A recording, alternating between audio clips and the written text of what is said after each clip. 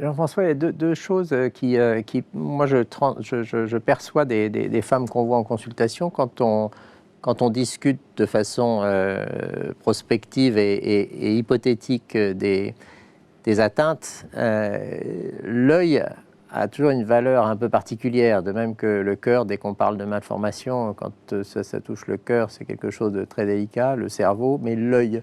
Alors, la place de ces choriorétinites, leur fréquence, le fait qu'elles peuvent être isolées ou qu'elles sont toujours associées ou pas, à quoi? Alors, les choriorétinites sont rares, hein, c'est moins de 5% des situations.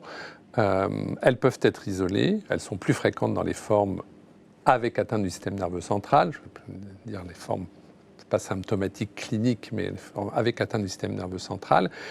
Et puis, elles ne sont pas, ou très rarement, responsables de cécité. Ça dépend du foyer de choriorétinite où il se trouve. S'il est périphérique, s'il est unilatéral, il ne peut entraîner aucune conséquence. Il peut même y avoir des enfants qui naissent, moi j'en ai quelques-uns, avec un foyer de choriorétinite cicatrisé à la naissance. C'est-à-dire qu'il y a eu une atteinte de la rétine pendant la vie fœtale, mais qui a cicatrisé seul à la naissance. Et ces lésions-là ne justifient pas de traitement, justifient d'un suivi ophtalmologique parce que selon la taille du foyer, de la cicatrice et de sa localisation, il peut entraîner des troubles du champ visuel, en particulier nécessité de l'orthopsie, mais de port de lunettes, mais n'entraîne pas de cécité. Les cécités liées au CMV sont exceptionnelles.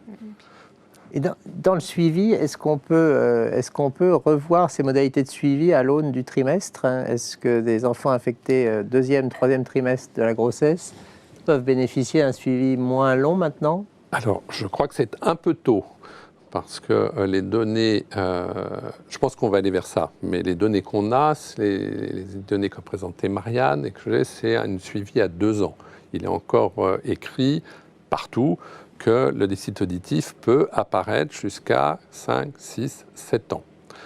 Ceci dit, je pense que ces enfants qui révèlent un trouble auditif cliniquement significatif tardivement sont des enfants qui n'ont pas été bien suivis pendant la toute petite enfance et qui avaient un déficit partiel qui ne les gênait pas. Il faut voir qu'un enfant qui a une surdité, même profonde, unilatérale, a une audition globale, normale, qui passe totalement inaperçue à l'entourage et aux parents.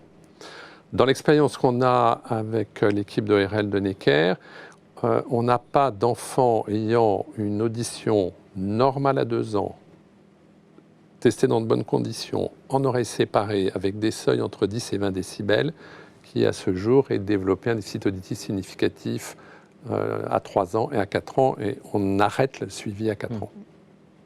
D'accord. C'est le cas sur les familles que nous avons également.